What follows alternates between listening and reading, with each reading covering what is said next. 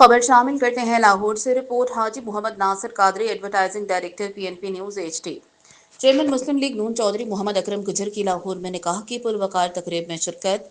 Chairman Pakistan मुस्लिम लीग नून Saudi अरब चौधरी मोहम्मद अकरम गुजर ने लाहौर में मुनाकिद होने वाली एक पुरवकार निकाह की तकरीब में शिरकत की। ये तकरीब Chaudhry Tariq Subhani, chairman land record authority और रुकन पंजाब असम्बली की बेटी और वफाकी वजीर मुमलिकत चौधरी अरमगान सुबहानी की भतीजी की शादी के मौका पर मुनाकिद की गई। दुल्हे का ताल्लुक साबिक वफाकी वजीर कमर जमान कायरा के खानदान से है, जो चौधरी ताहिर जमान कायरा के भतीजे हैं।